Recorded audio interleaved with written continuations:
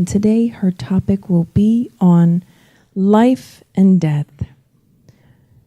I don't want to hold up or take any moment of your time, so please join me in welcoming Dr. Fabretti. Thank you very much, Kirsten. Good evening, everyone. Okay. So, it is always a pleasure to visit the Spiritist Society of Baltimore. Hi. And I would like to thank Daniel for the invitation and all of you for being here tonight. We are going to talk about lots of things. But before we go, I would like to say, is the sound okay? I would like to say Happy Mother's Day, to all moms here.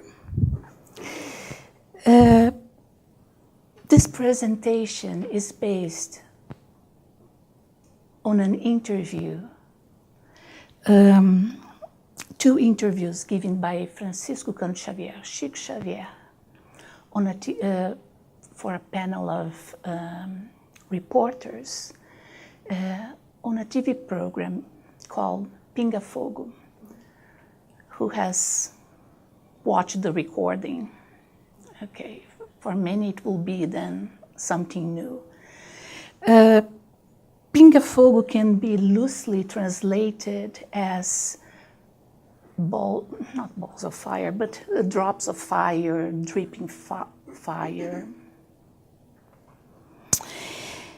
And this interview was broadcasted on national television, this in Brazil. And it marked the television. It marked that moment in television in Brazil, and it marked also Spiritism in Brazil, because it was when Chico Xavier introduced Spiritism to the nation.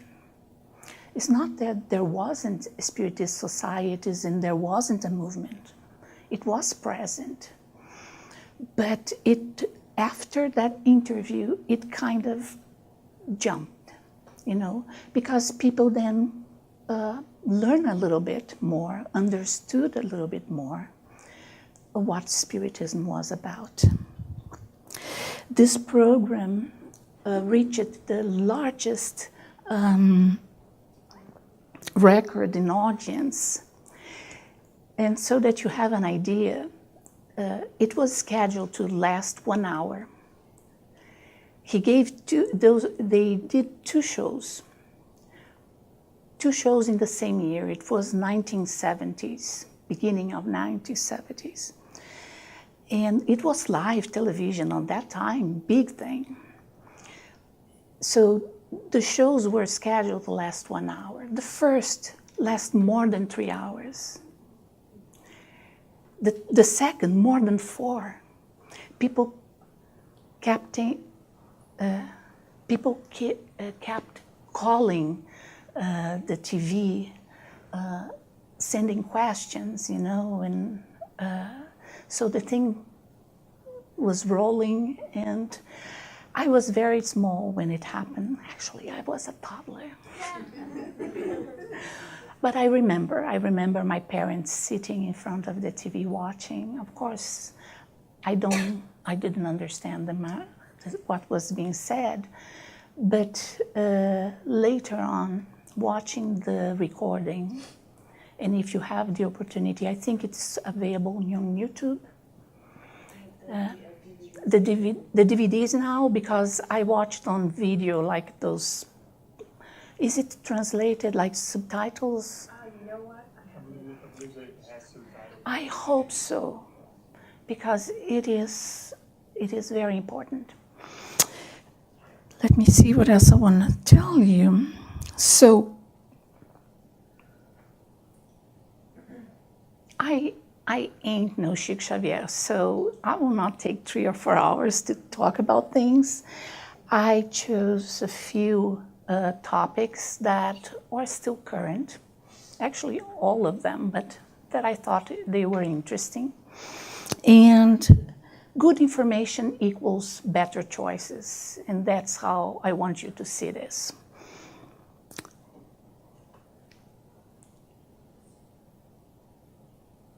We are not here to force these views upon you. That's not what Spiritism is about. But Spiritism gives enlightenment, spiritual knowledge. And with that in hand, we will be able to make better choices, understand why we are choosing them. So let's start.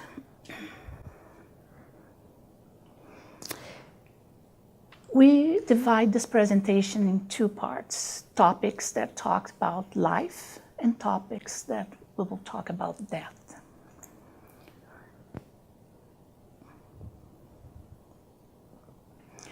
Through reincarnation, we have many lives, many lives. We are born many times to experience life as human beings.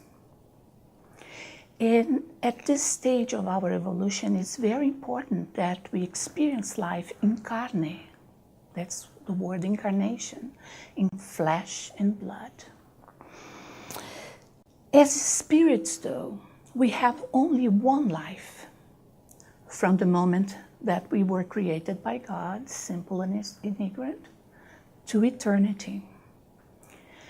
So we are immortal spirits. Once we were created, we become immortal. And how cool is that? We are immortal. So now when someone asks you, what is your superpower? You can say, immortality. I'm immortal. There are others, but just this one, God gave us immortality to do with it, to progress, to learn, to become His vision, but our vision, because none of us will do the same thing the same way and will be the same person. So, on life topics, we will briefly talk about when life begins, birth control and family planning, infertility treatments, and organ donation.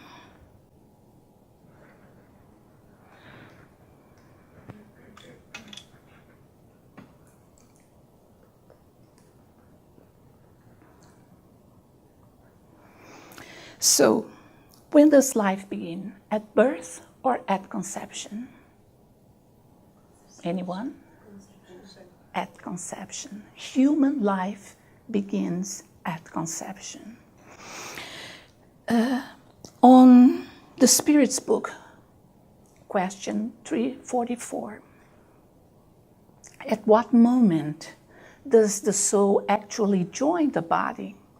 The union begins at conception, but it is only completed at the moment of birth. From the moment of conception, the spirit is connected to its new body by a fluidic link, which gets tighter and tighter up to the instant the child is born.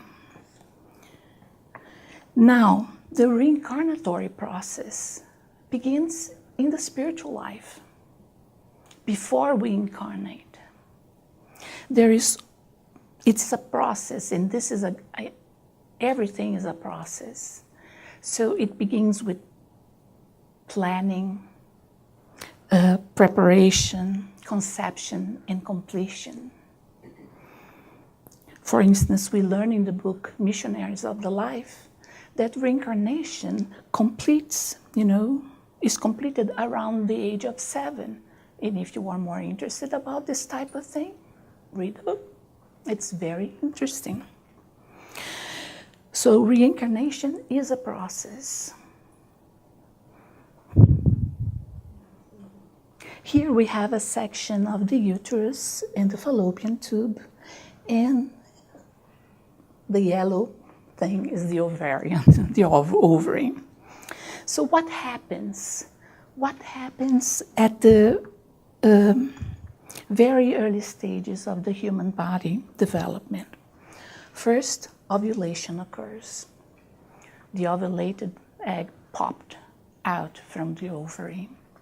Then the ovulated egg meets the sperm. And this is when conception, fertilization occurs. After fertilization, we now call this cell zygote. And that zygote will be dividing, growing, and moving towards the uterus. Okay, so a week later, well, 4 days later, when the zygote reaches a count of 32 cells, we then name it morula. You will see why this is important later, but morula. And morula is a very fancy scientific name to describe a ball of cells. A very particular and interesting ball of cells, but it is a ball of cells. And then it continued to divide, develop until it reaches the uterus by 1 week and is implanted in the uterine lining. And that's when we start calling it embryo. Okay, what is important here? From embryo to fetus, to newborn, to baby, to toddler, and so on. We give different names to the changes that occur to the human body, okay, as it develops, but it is the same human being. It is the same human being from conception till death. Just different stages.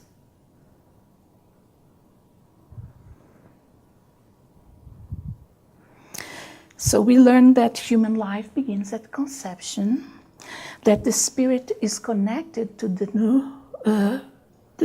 to its body since the beginning, since the moment.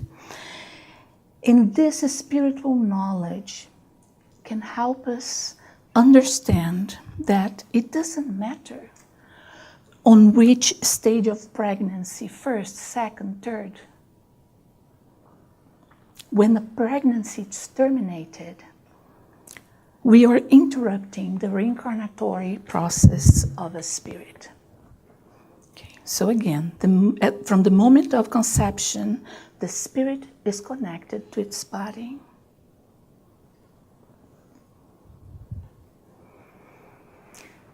The shape of our bodies is determined by the genetic material that we receive from our parents, from our ancestors. So the color of my hair, the shape of my eyes, the color of the eyes, the shape of the ear, the size of my hands. But the construction, the organization of the physical body is performed, influenced, guided by the perispirit. Everybody knows what a perispirit is? Okay. So the embryo will develop following a template, a model. And again, this spiritual knowledge helps us understand how things from the past can manifest in our bodies today.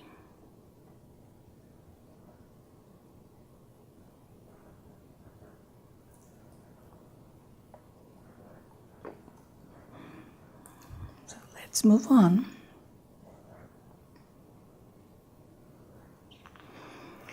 The perispirit is connected to the body by a fluidic link, a fluidic tie, only to be broken by death. Okay?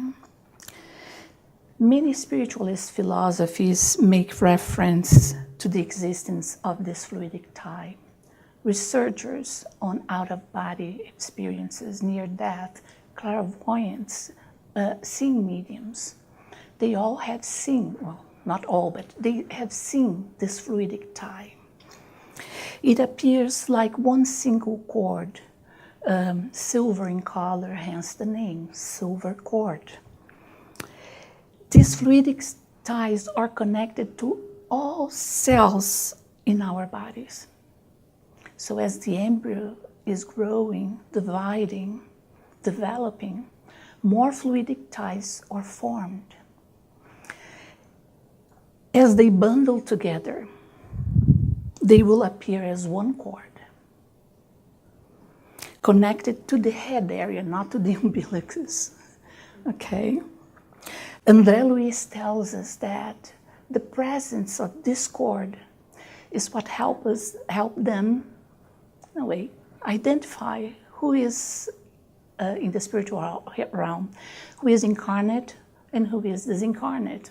All incarnate that are walking around in the spiritual realm, that go to courses, that go help, they have the silver cord or fluidic tie.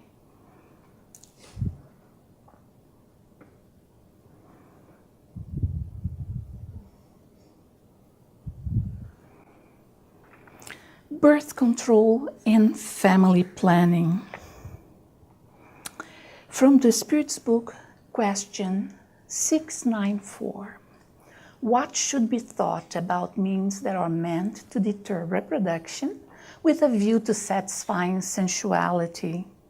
It proves the predominance of the body over the soul and how deeply humans are immersed in matter. Mind you that the spirits didn't say, they neither condemn sex or disapprove the use of contraceptive. They are saying it depends on our intention. Okay. Sex is a creative force. It should not be prohibited or demonized, but, should be understood in practice with dignity, responsibility, and respect towards others and ourselves.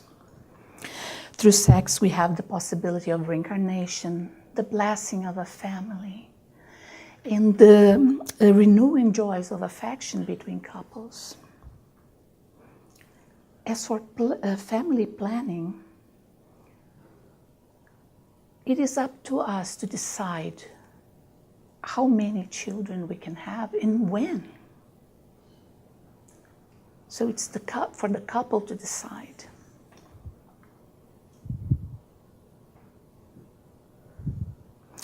We are not going to discuss the pros and cons of all contraceptive methods. You can see a list of them here, from the most effective to the least effective. We would like to remind you, though, that with knowledge comes responsibility. So whenever choosing a method, have in mind the spiritual knowledge that Spiritism gives to us, okay? Let's choose one that is not contrary to God's law.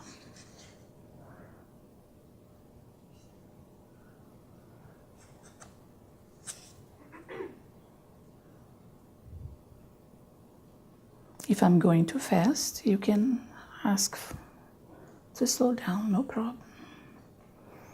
The next topic, it's about infertility treatment. When human artificial insemination began in the 70s, it was not very well understood. And imagine, Chico Xavier was answering about that in 1971. So it was not understood, and people used the term tube test baby. But needless to say, that there was never a baby, created in a test tube. When asked about, Chico Xavier explained, the spirituality inspires and follows the progress of human science, and that the researchers would not be able to accomplish something that they do not have the support of the laboratories of the higher realms.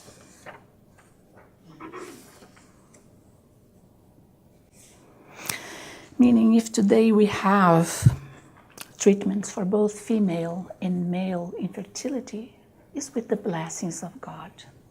Okay?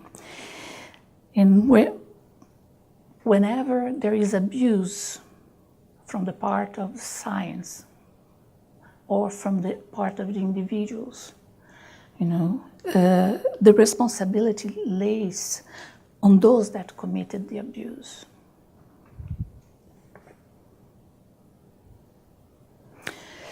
Another infertility treatment is in vitro fertilization. It's a procedure in which the eggs are harvested from the woman after a hormone therapy. The eggs are fertilized in a laboratory procedure, and when the egg reaches the size of a morula, and I introduced to you morula, the ball of cells, it's transferred to the womb. Again, same thing here. If it is with God's permission, and medical science has the support of the higher realms. But regarding all the infertility treatments, Chico Xavier said something on the interview that I want to share with you.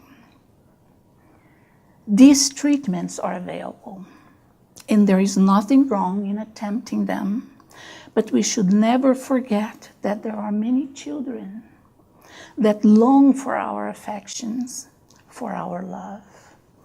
And adoption is an act of love.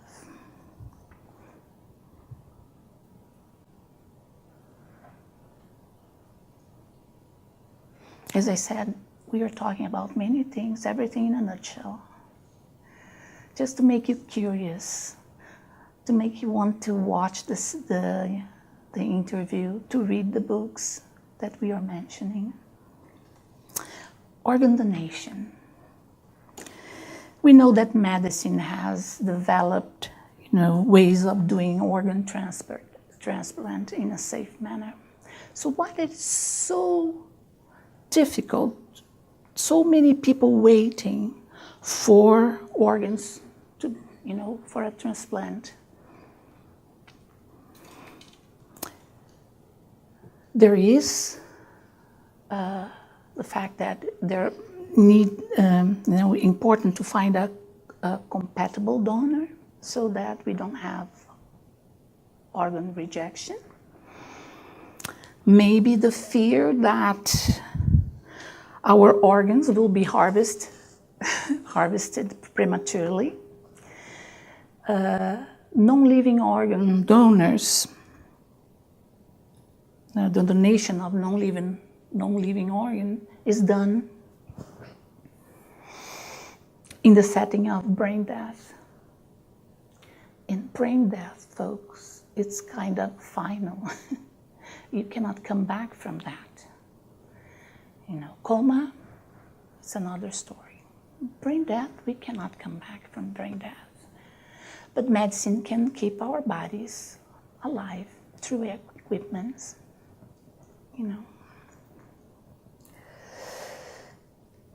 There are those that believe in resurrection, so they may need their organs, later on. And we should respect their beliefs. But what about spiritists? What do you think it is the reason why, or the factor that spiritists sometimes feel a little, should I donate my organs or not?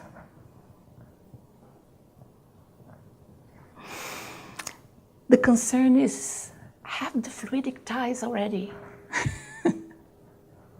have been broken, disintegrate, or are we completely detached from our body? Because if we are not separated, we are still connected, we will feel something. Chico Xavier gives us another explanation. He said that even if the separation between the spirit and the body has not been completed, the spiritual benefactors have means to avoid any impression or suffering by the donors. So if that was the problem, now you know. Organ donation is the final act of love and generosity towards others. Organ donations is not contrary to God's laws.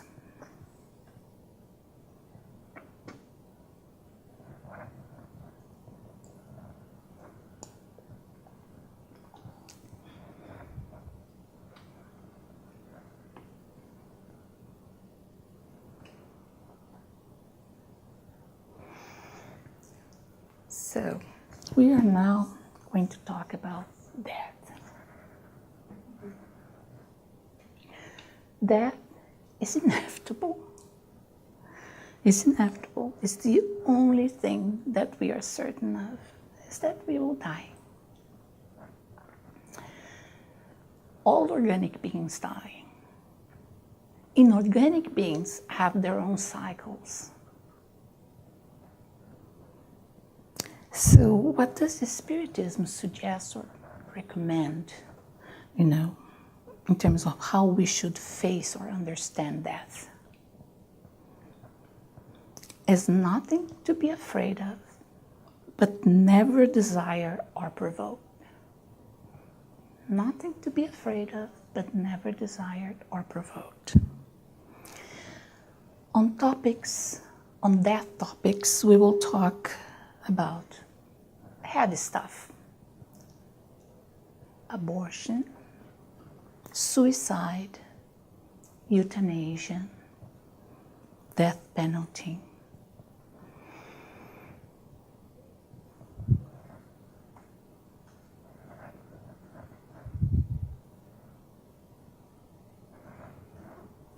We are immortal spirits, so only the body dies.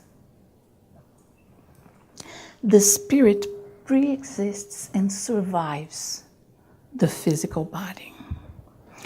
When the physical body ceases its function, the spirit who is in communion with this body detaches, separates, disconnects, but does not die.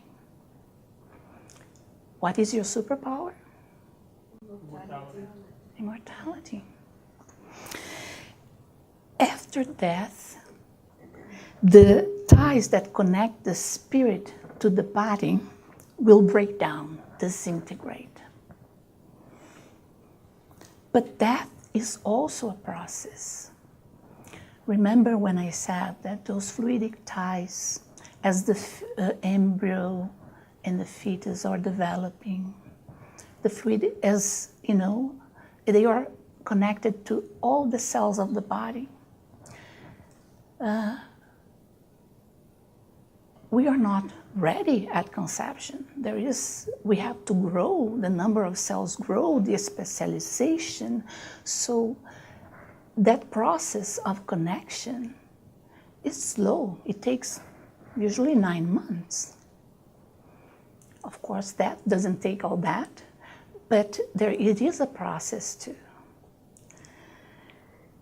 And so the breakdown of those fluidic ties will occur slowly, gradually, with a few exceptions, but generally it's very slow, very gradually. Emmanuel said,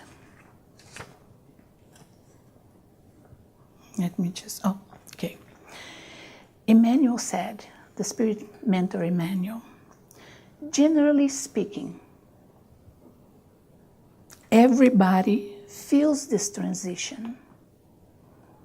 For some, it feels like relief, freedom. For others, these are moments of great disturbance for the spirit. So, the knowledge on the immortality of the spirit, on reincarnation, on life after death, the knowledge on helps the transition, but it is not the most important factor for a smooth transition. Okay? I'll go back to that, but I want to tell you a story. My mom suffers from Alzheimer's. She's on the final stage.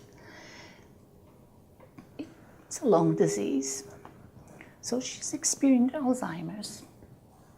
When she was in that period that sometimes she recognized people, sometimes not,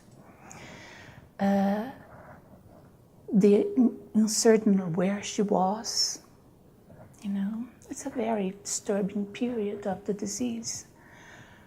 But at that time, the same time that she wakes up, sit in the bed, look at my father, who is this man? You know? So picture this. In the kitchen, my father is sitting at a table having breakfast. It's a small table facing the wall, so he's sitting facing the wall. A niece that lived with us was reaching out for something in the cupboard. And my sister was at the sink washing something. So my mom enters the kitchen. She turns to my father and says something, asks something. And he doesn't respond because my father has a problem hearing impaired. He doesn't hear very well. He doesn't respond. She stays in the middle of the kitchen and say or ask whatever. I don't know exactly what she said. And nobody answered her. Then she said out loud, maybe I die. Nobody hear me.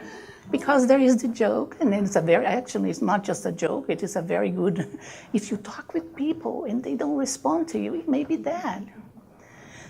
So you see, and when my niece heard that, because she didn't turn around because whatever my mom was saying was not directed to her, so she didn't pay attention, she didn't care to respond. But when my mom said, am I dead? You know, God, am I? Then she turned away, oh, no, you're okay. And then everybody came, you know. But it is ingrained in her. We are so happy with that because she may not remember us, but she knows that if she needs, that knowledge is there, you know, even through Alzheimer's. Even through Alzheimer's. So again, the knowledge on the immortality, you know, of the soul, of the spirit, on life after death, on reincarnation is not the most important factor for a smooth transition. If we live well, perfecting ourselves, having a moral existence, being of service, living our lives as God intended, then we will die well. Live well, and you will die well. So there is nothing to be afraid of. Nothing to be afraid. We will not seek death. It's good to live. It's an opportunity. But when the moment comes, there is no need for desperation, knowing what we know. So this spiritual knowledge can help us, even if you have Alzheimer's. You know. So repeat to yourself the tricks that maybe if you need later on. If you talk with people and people don't respond, you may be dead.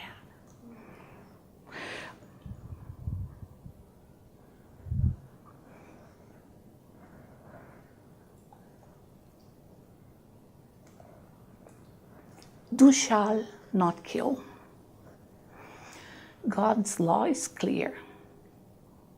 We know this law since the first revelation. Yet we make changes to God's law. We make amendments, human amendments. Because we think we can do better. We can perfect God's laws. You know. So we add amendments, justifications, you know, reasons why.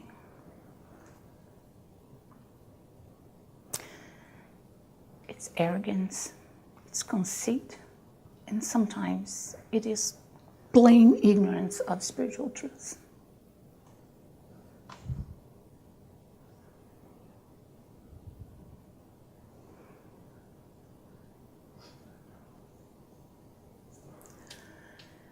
Abortion can occur spontaneously, and then it's called miscarriage. But the term abortion is most commonly referred to the induced type. When Kardec asked the spirits about it, they were very clear. You'll find this in question 358. 358. A crime is always committed when the law of God is transgressed. There is one exception, though, when the life of a mother could be endangered by the birth of a child. In these cases, it is better to sacrifice the being that does not yet exist than the being that already exists. It's not saying the life, it's being, because then that life has already constructed, has other people, has study. There is lots of investment on that life. And the one that is coming, it's a potential. But it will have, if something occurs that the mother's life is in danger, interrupting that pregnancy, it is okay to save the mother's life. It doesn't mean that the spirit cannot come again. There are many things that can go wrong on any one of those cells, that development that I told you about, the early stages of development of human life. Many things, and many do, and people don't even know about it.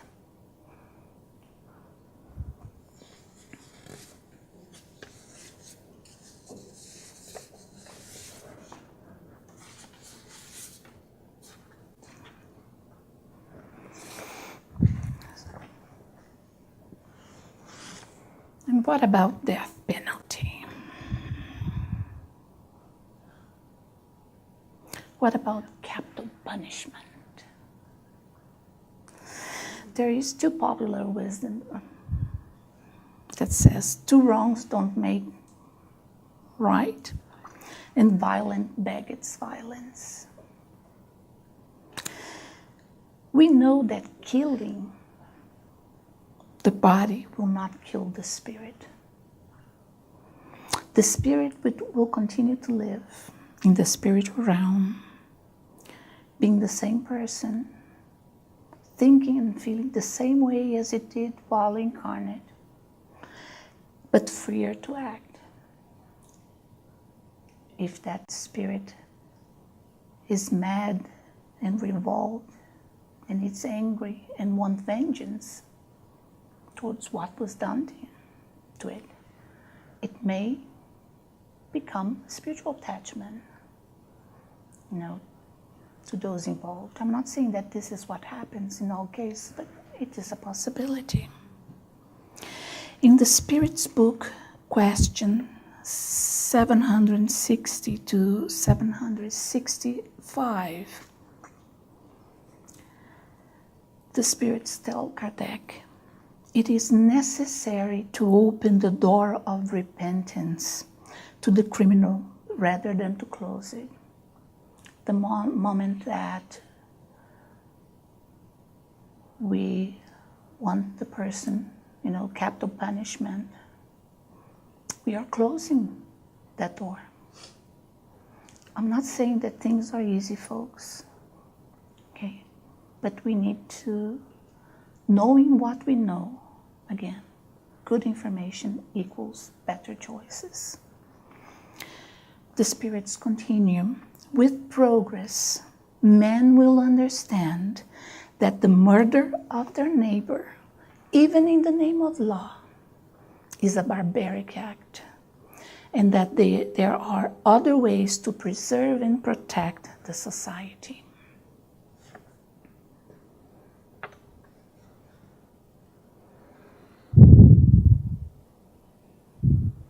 My breathing. Euthanasia means good death.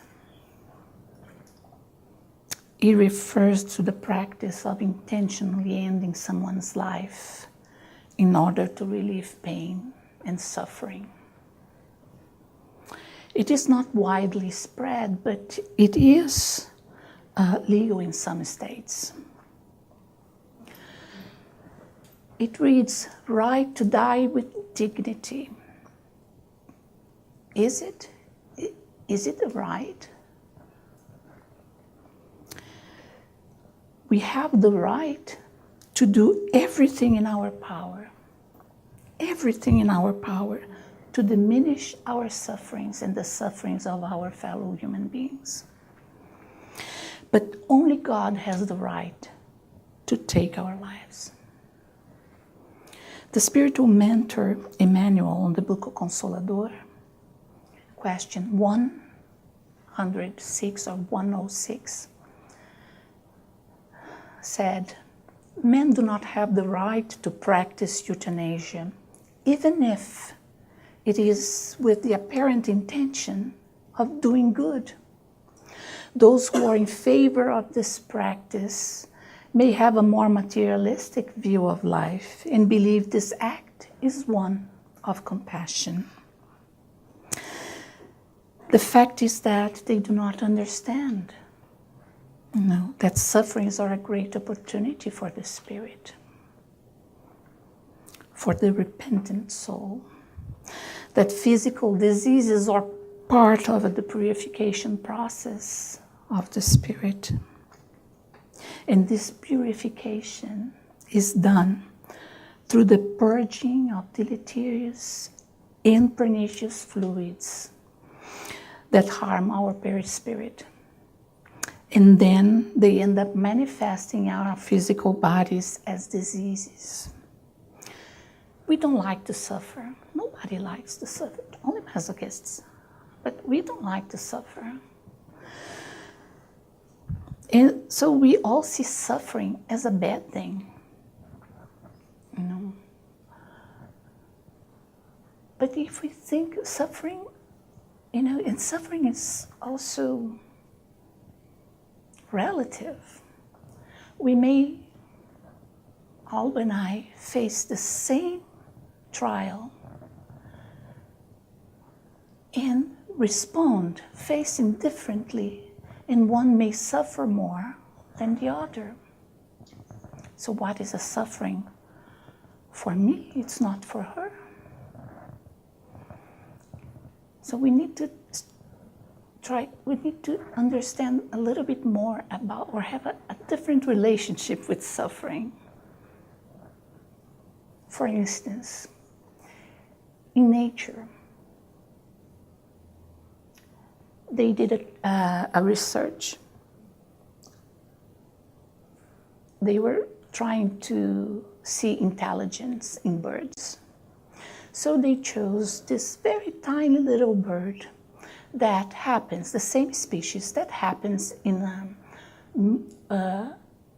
the north, where it's very cold, where food is not available, easily available, harsh conditions, and the same species in the south, where food is more available, weather is, not so bad.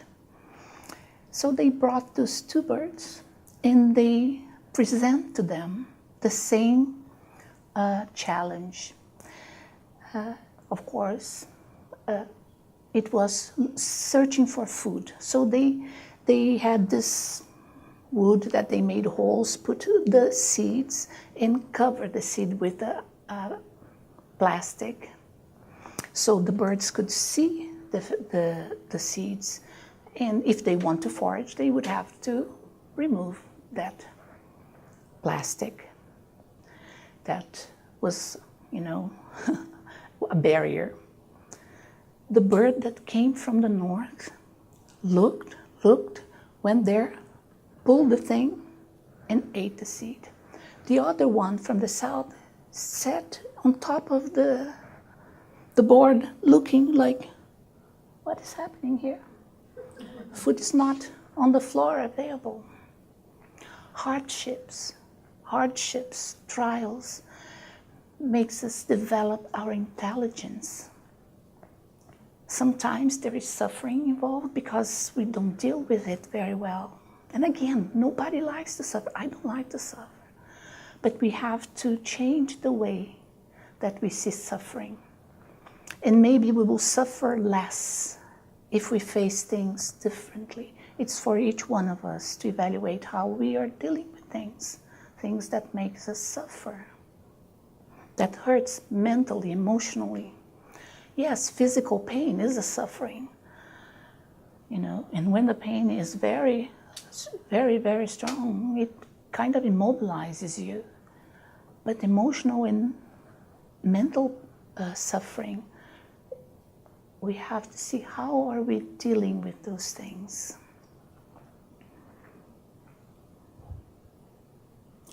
Chico Xavier remarked that, let me see, 21. Just a moment.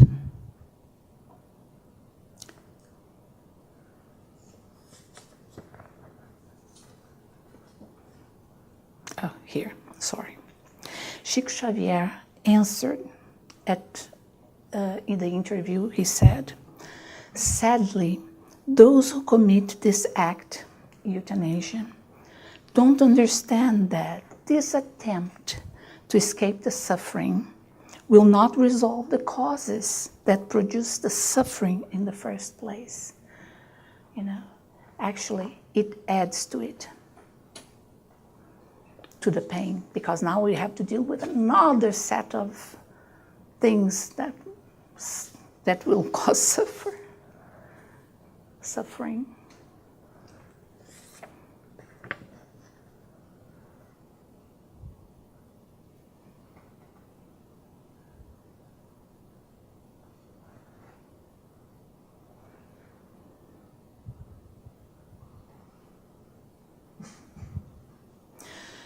A crime is always committed when we transgress God's law. Only God has the right to take our lives. Of course, that in case of insane individuals that take their lives, that kill themselves, they do that, but they don't know what they are doing. God judges the intention rather than the deed. This is so important. We judge deeds. We judge people on deeds. But if there was a different intention, that, there was no intention in killing oneself. It's true, if I drink and take pills, I may cause my, unconscious, or who knows, even death. I will be responsible for that, but it is different than the one that do that, with the clear mind. We should not judge anybody anyway, but it is important to know that God judges intention and not deeds. How many times we intended well, but something didn't come out as we intended,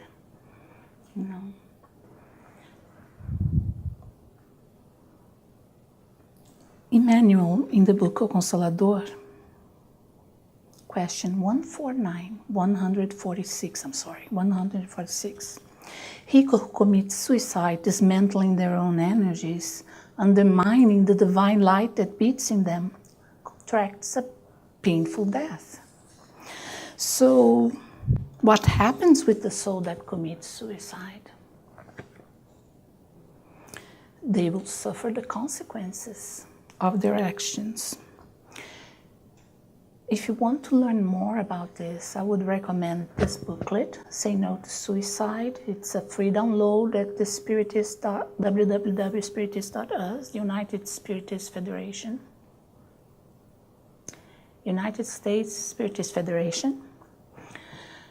Go to their site, the booklet is there, free download. There are many excerpts from different sources within Spiritism talking about suicide. There is also a very good book, big, heavy, Memoirs of a Suicide by Ivone Pereira. I was looking, you guys don't have here, but it's sold out. No, make the request. We talked about there is time there. It takes time for the fluidic ties to break down, to disintegrate, to release the body after death. Usually 24 to 72 hours, much less than 9 months creating the body and making the connections. However, in the case of the suicide, this will take much, much longer. The soul of the suicide is connected to its body during the whole process of decomposition. Imagine the horror. Sometimes they are removed from that, but they still have the perception. And it will carry on the perispirit the marks, the wounds, the register of the damage done to their physical bodies, which will impact their spiritual life in the future reincarnations. Folks, this is not punishment. This is not punishment. This is consequence.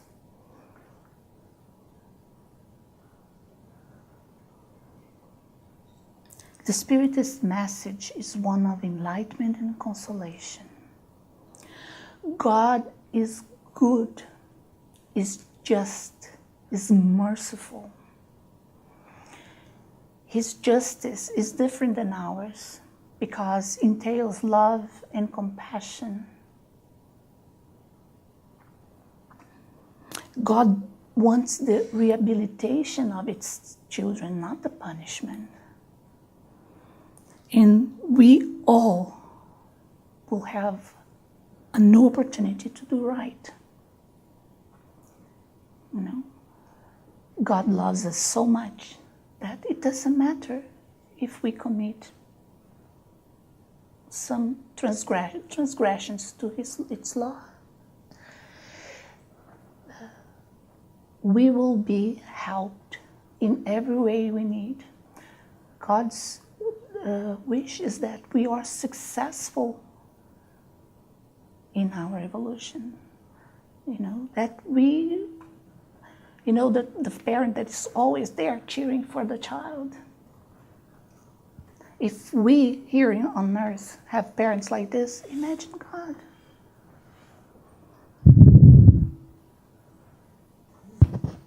Sorry. So although we talked about very tough things, we have to remember that, you know, that our God, our Father, is a God of love. And doesn't matter what we do, yes, our choices, our actions have consequences, but it is not the end of the end of the world, the end of our, you know, life. We will not send to eternal flames. We will have the opportunity to make amends, to rebuild, you know, to be successful.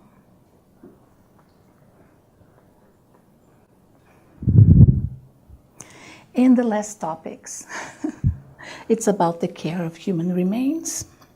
This was also discussed in the interview with Chico. People were very curious about, you know, after what everything he said, what happens then? You know, how should we treat the body? So, corpses present both sanitation and public health risks. That's why, you know, we need to dispose of them properly. And burial and cremation are the two most common options Emmanuel said, and I'm sorry, I cannot remember exactly if it was on the Consolador, but Emmanuel said on the care for human remains, all methods are valid ways of disposal of the corpses. Any choice made should express the free will of the individual.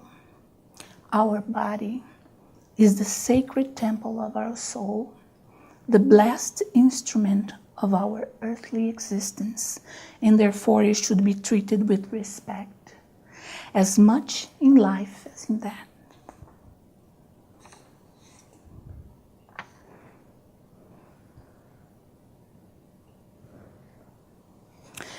Cremation is an ancient, widespread practice, second only to burial. So what happened with the spirit when the body is cremated? Emmanuel said on cremation, as the spirit and body were connected for a long time,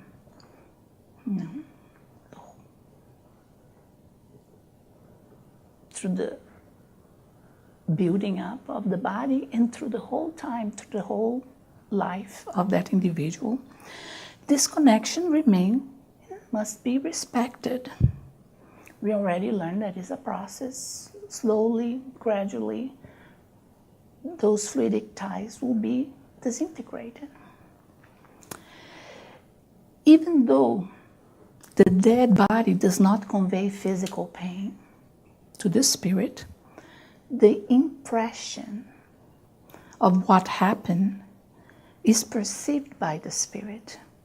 And psychological traumas can occur as a result, depend on the emotional and mental fortitude of the spirit. Therefore, it is recommended a waiting period of 72 hours following death for cremation. It's very rare in Spiritism to have such a prescription with exact hours and numbers. We usually don't have. So if Emmanuel gave this, I will not call revelation, but this information, let's keep it in mind.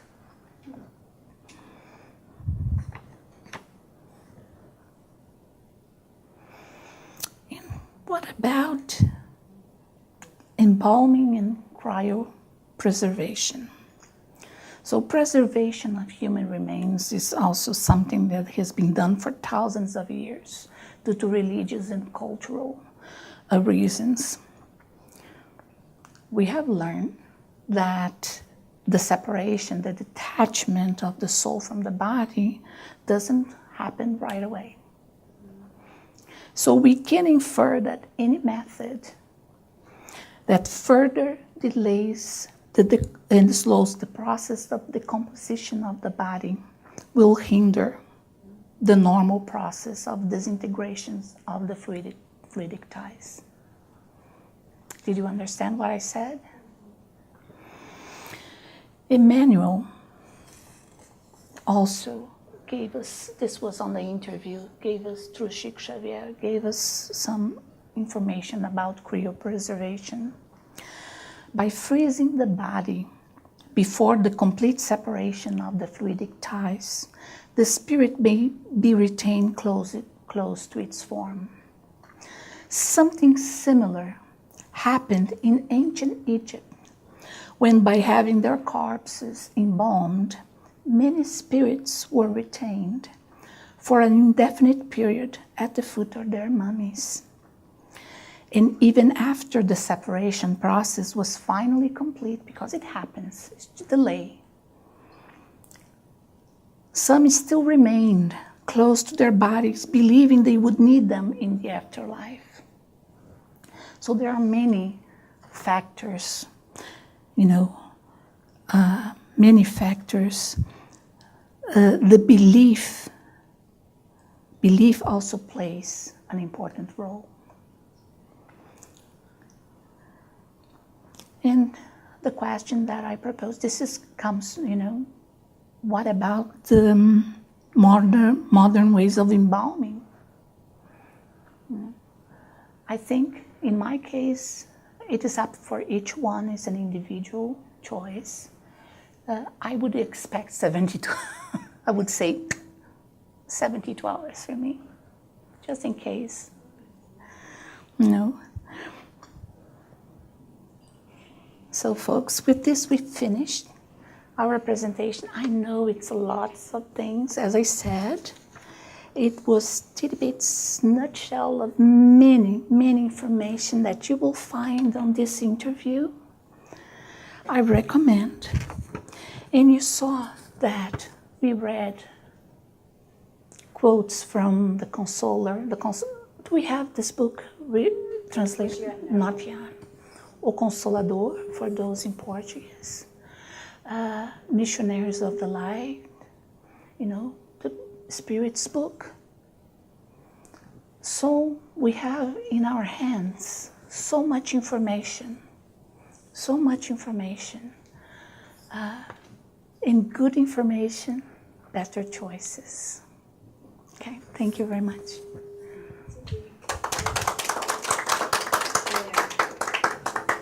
Cinthia, you can stay right there. We're going to open up for Q&A. Sure. As soon as my mic turns on.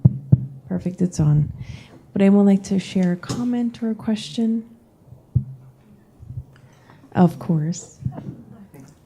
Thank you. Thank you so much for these You're welcome. topics that are very,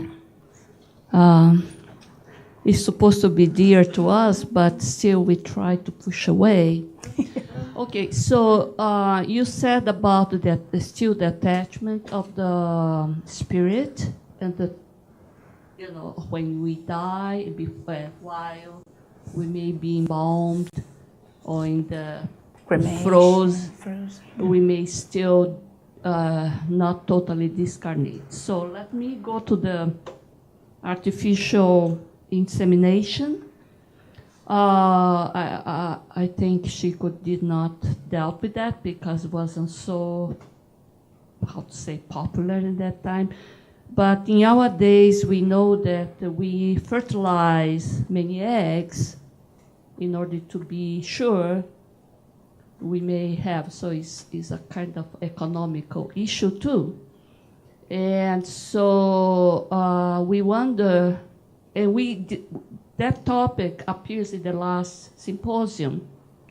And we, in a dinner table, we start to discuss what happened to the spirit in those frozen eggs, because you wait until the morula stage, and then those that are not inseminate, you keep frozen. So what happened to the spirit that you say is already attached since the conception? So for sure, in the morula level stage was still there. What happened when it's defrozen? If there is a spirit attached, it will be connected with that egg till it is discarded. We know that there are some parts. I think all of you have heard of pseudo-pregnancy. There is another term for that. That the pregnant woman have all the symptoms, the tests come back positive, they do an ultrasound and there is no heart beating, there is no, sometimes there are other factors that are involved when those two cells meet, the egg and the sperm. It almost like autonomous and instinctive. They will, and then they stop. But they can produce hormones and create a false idea of pregnancy. If a spirit is attached, I would say there must be a reason. I just don't know why, but there must be a reason. Maybe. And, we cannot be so it's not black and white things. There are lots of different shades of gray, and I'm not talking about that film. But there is, in reasons, and things behind that we don't understand. I would say treat with respect. You know, if you are working in this area, treat with respect. It is possible that there is a spirit, it's possible that there isn't. It will depend. But I don't know I only can tell you that I believe if there is a reason. It's an experience that soul needs to go through. For what reason, I don't know. Thank you. You're welcome. I am curious why the practice of euthanasia with pets is so widely accepted. Yeah. Okay. I will talk about this in my next, I'm working on the continuation of the Animals Have Soul. Does animal have soul? Or about animal suffering, and we will talk in detail about this. But I can tell you that I am a veterinarian. When I was younger, when I was in school, and in school sometimes you kind of have that pressure, and in certain disciplines, animals were euthanized. Every time that an animal was euthanized that I was involved in, with a reason, a silly reason, you know, that created guilt. It created guilt. Every time that it was nothing else could be done. Nothing else could be done. And it was the end, and we did the euthanasia. I never had any problem. Animals do not have a moral life. They don't suffer like we suffer, the same reasons that we suffer. Their suffering has more of an evolution to progress, to learn things, challenges. So I think there are some, because the life is not a moral life, there is no need for repentance. They follow their instinctive intelligence, you know, learning lots of things, but their instinctive intelligence. I think in certain cases, we are okay to do, this is my opinion, it's okay to do as long as we are not, you know, doing because, for instance, the shelters are, you know, we call it convenience, you know. And I can tell you from all the colleagues, we talk a lot about this, it's not an easy thing for us. And they feel the same way. The majority feel the same way. There are things that I don't do, and I can care less what you think or will say about me. I will not do it because I want to put my head on the pillow and be okay, you know, be able to have be okay with my actions. And we also treat that moment with lots of respect for the people and for the pets. You know, it's not a lightly decision, never is. But again, comparing human life to animal life, we would say they don't have a moral existence, so they don't have committed, transgressed God's laws. The suffering has a different reason. Okay, but as in everything, there are different reasons and different things, factors that need to be taken into consideration. I will try to talk more about this when we talk about animal suffering. Okay. Any other question? or comments? Oh, okay. Because I think she had a question, but I'm not sure. Oh, Paula.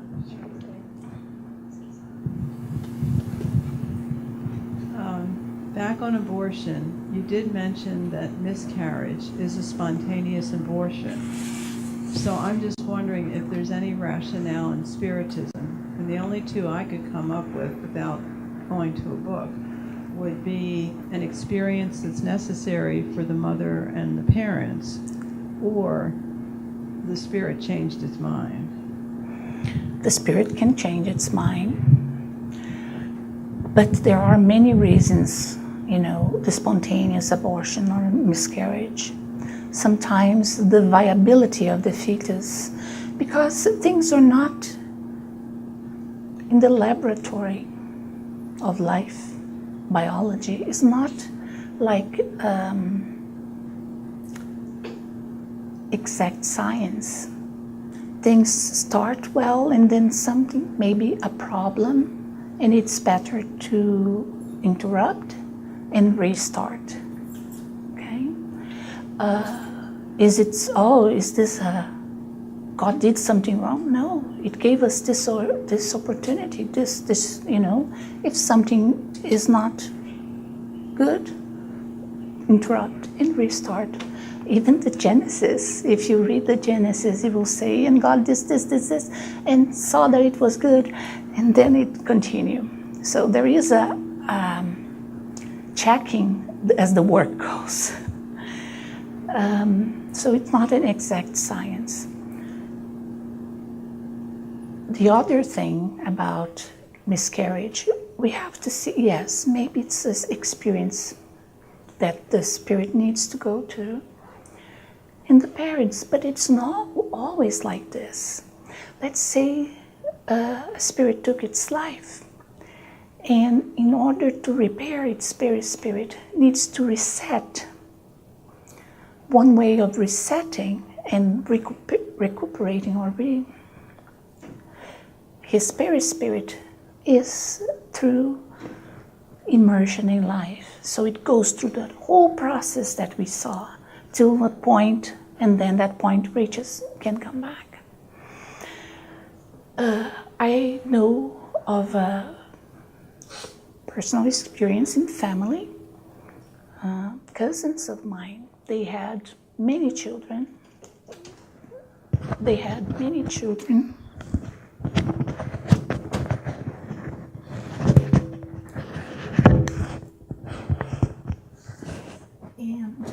And there is a weird sound. Okay, so what happened is, after the children was already teenagers, and they both were spiritists, they were asked to receive a spirit. And the spirit would not, go to term.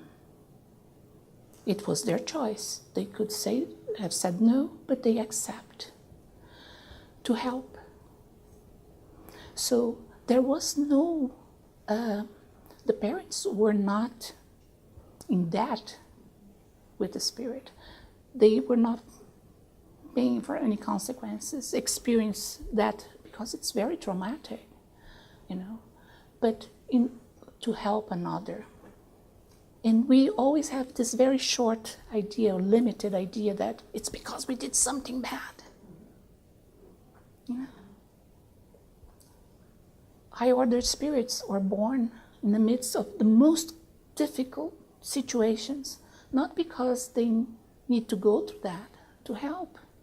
Jesus came and suffered all that he suffered, not because he had a debt, but to help. So we cannot be so, has that short view of it must be because something we did. It's normal, and I do that too sometimes, but I have to remind myself it's not that simple, and it's good that it's not that simple.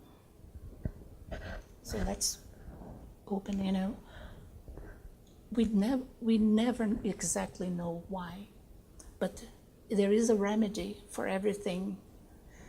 And one thing about experience suffering, when children suffer, parents suffer, God doesn't waste experiences. At the same time, my mom is experiencing Alzheimer's. She is fortifying her spirit, who knows, to very tough things in the future, because only those that really can bear the situation, can go through something like that.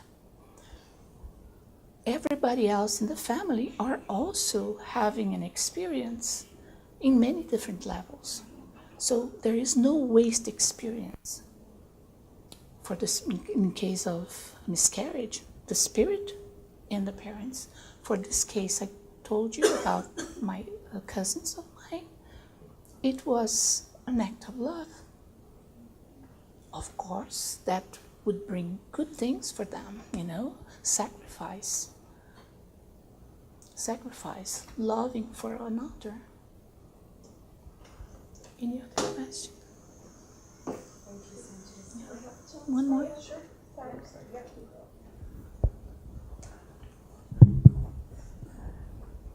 Another question from Alba.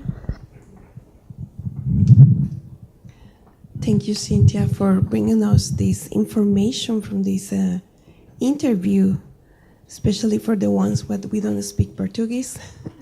So it is really a teasing, right? I'm wondering if in that interview, Chico Xavier talked about murder in self-defense. We have the answer in the Spirit's book about that. I don't remember if he talked about that specifically, but I know we have this topic in the Spirit's book.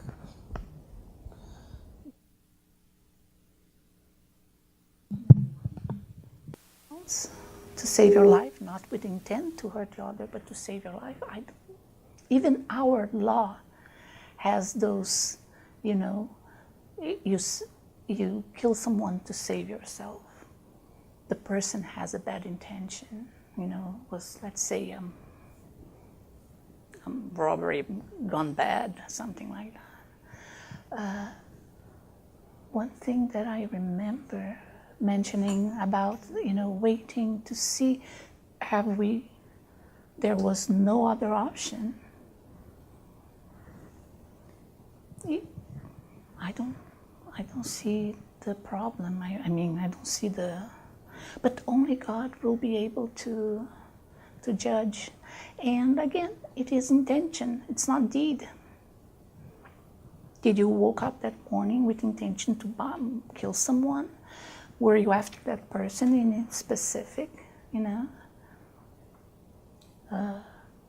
It was by mistake, but you have been thinking about it a long time. It is intention, Yes, there are some consequences, but again, God judges and God applies the sentence, give the sentence. And it is sentence. Remember the law of justice, love, and charity? It's not 3 laws, different laws, it's one. It's all one.